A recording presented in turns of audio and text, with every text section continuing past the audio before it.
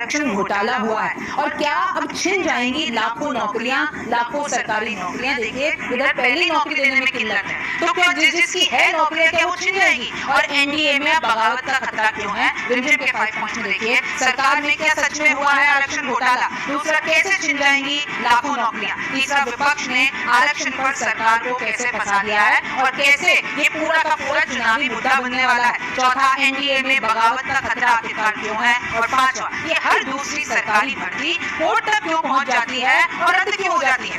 तो सबसे पहला पॉइंट यही है कि क्या सच में सरकार के अंदर, योगी सरकार के अंदर ये आरक्षण घोटाला हुआ है। तो आपको इसको कहानी के तौर पर समझना होगा।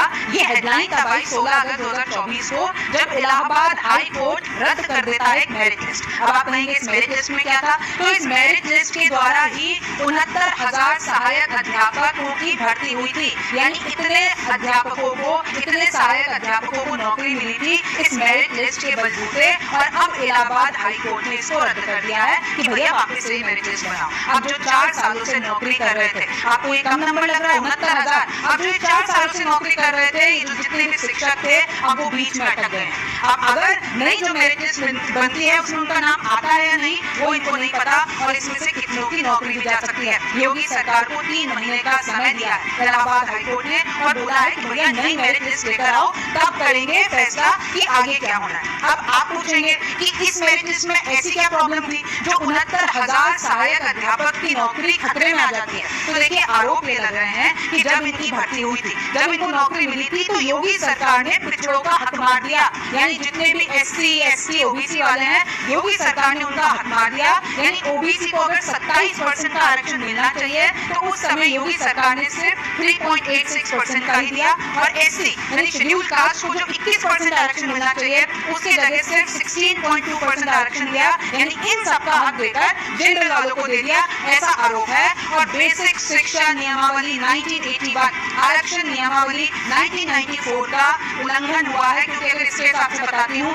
तो नियम ये कहता है कि अगर SC, ST, OBC वर्ग से आप आते हैं, उन लोगों ने अगर जो नंबर है वो जनरल जितने पा लिए हैं, यानी अगर मैं OBC वर्ग से आती हूँ और कट ऑफ ऑब्वियसली OBC का कम होगा और जनरल का हाई होगा, लेकिन अगर मैंने जनरल वाले जितने नंबर ला दिए हैं तो फिर मैं आरक्षित वाली सीट में दाखिला नहीं पाऊंगी, फिर मुझे जनरल जैसा ही ट्रीटमेंट दिया जाना चाहिए, ये नियम कहते हैं। लेकिन योगी सरकार ने ऐसा नहीं किया, यानी जिस OBC के जनरल जितने या उससे भी ज्यादा नंबर आए थे तभी भी उसको आरक्षण वाली ही सीट मिली, और अगर उसको वो वाली सीट मिली इतने अच्छे नंबर पाने के बाद, पांचवा देखिए सवाल उठता है कि हर दूसरी सरकारी भर्ती कोर्ट क्यों पहुंच जाती है। तो इसके 4 बड़े कारण हैं। पहला तो है पेपर लीक। पेपर लीक पे तो अनगिनत हमने शो कर दिए हैं, आपको भी पता है कितनी बड़ी समस्या है। दूसरा है भ्रष्टाचार, जो कि आज तक खत्म हो ही नहीं रहा है।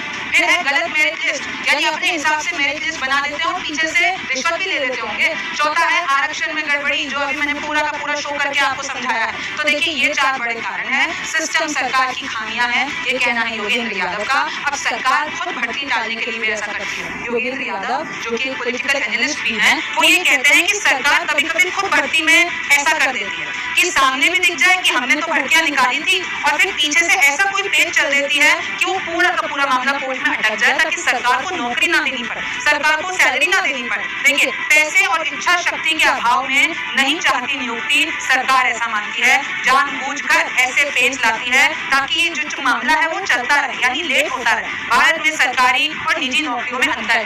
क्यों? हर कोई आपको पता है कि जैसे ही बच्चे का जन्म होता है, थोड़ा बड़ा होता है, कॉलेज में आता है, सबसे पहले माँ बाप कह देते हैं भैया सरकारी नौकरी मिल गई तो बहुत अच्छी बात है, क्योंकि आपको सिक्योरिटी मिल जाती है, आपको अच्छे पैसे मिलते हैं, आपको छुट्टियां मिलती हैं, फिर आपको आगे अगर मैं पेंशन की बात करती हूँ तो तमाम ऐसी चीजें हैं। और निजी नौकरी में यानी प्राइवेट सेक्टर में ऐसा नहीं है कि अगर जो काम किया आपको प्राइवेट सेक्टर में 10,000 मिल रहे हैं, सरकारी नौकरी में शायद उसके 50,000 मिले। तो इसलिए भारत का युवा सरकारी नौकरी के पीछे पागल है, और इसलिए इतने घपले। आप सोचिए कि 5-5 पोस्ट के लिए, यानी अगर मैं 69,000 की बात करती हूँ, 4 लाख लोग बैठे थे उसके लिए, और कोई भी परीक्षा होती है लाखों में संख्या होती है, क्योंकि बेरोजगारी का मुद्दा तो आपके सामने है। सैलरी, सुविधाएं, सुरक्षा, छुट्टी, ये सब इधर भारत में सरकारी नौकरियों में मिलता है, तो शायद इसलिए उधर ऐसी कोई समस्या नहीं आती है। ग्राफ मैं आपके सामने लेकर आई हूँ, कुल जॉब में सरकारी नौकरियों की हिस्सेदारी कितनी है, यानी भारत में जितनी भी अगर नौकरियां हैं उसमें से सरकारी नौकरियां कितनी है, उसका आंकड़ा जानेंगे आप, ये नीचे देख लीजिए